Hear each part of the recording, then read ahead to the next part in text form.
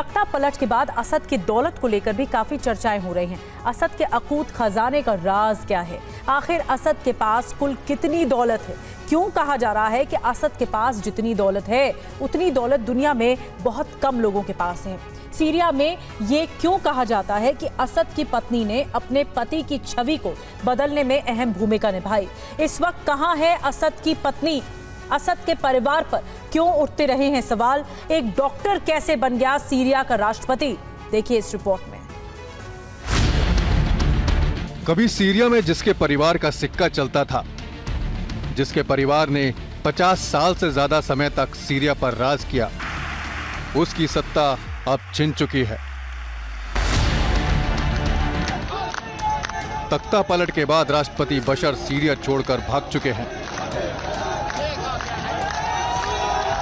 असद की सत्ता खत्म होने के बाद दमिश्क में प्रेसिडेंशियल पैलेस में विद्रोही घुस गए और उनके हाथ में जो लगा उसे लूटकर वो भागने लगे।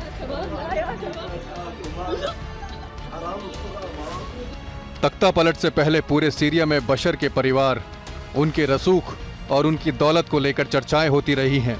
दौलत के मामले में अच्छी शख्सियतें बशर से पीछे हैं। बशर की अकूत दौलत को लेकर कई तरह की कहानियां मशहूर हैं।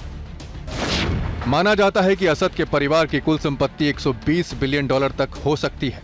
असद का परिवार सीरिया की अर्थव्यवस्था के करीब 60 से 70% हिस्से को नियंत्रित करता था।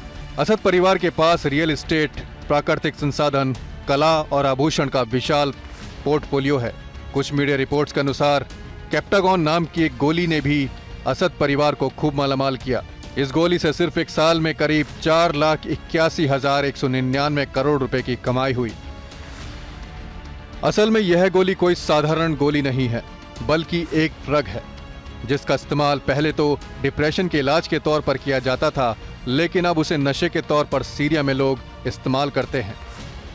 हालांकि सीरिया सरकार ने कई बार इस ड्रग यानी कैप्टागॉन के उत्पादन से असद परिवार के जुड़े होने की खबरों को नकारा है।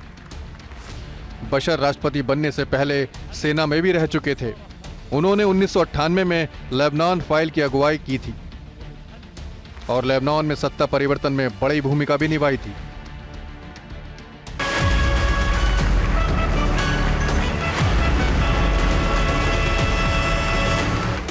सीरियाई सेना के कमांडर इन चीफ होने के बावजूद बशर कभी भी सेना की वर्दी में नहीं दिखे। वो हमेशा ही एक बिजनेसमैन की तरह सूट में दिखते थे। उन्होंने साल 2000 में ब्रिटिश नागरिक अज़मा अखरास से शादी की। अपनी पत्नी अज़मा से बशर लंदन में उस समय मिले थे जब वो वहां मेडिकल की पढ़ाई कर रहे थे। बाद में उन्होंने उनसे शादी कर ली। बशर की पत्नी अज़मा अखरास ने लंदन में कंप्यूटर साइंस और फ्रेंच लिटरेचर में डिग्री हासिल कर रखी है। बशर से शादी से पहले वो इन्वेस्टमेंट बैंकिंग में काम करती थी। माना जाता है कि उन्होंने बशर की छवि को एक उदारवादी सुधारक के रूप में आकार देने में अहम भूमिका निभाई।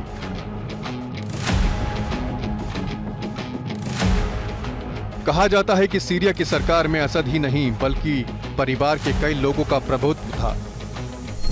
जानकारी के मुताबिक बशर का एक इंटरनल सर्कल था जो सभी महत्वपूर्ण निर्णय लेता था। इस सर्किल में उनके परिवार के करीबी सदस्य शामिल थे। पत्नी के अलावा इसमें बशर की मां, भाई और बहन भी शामिल थे।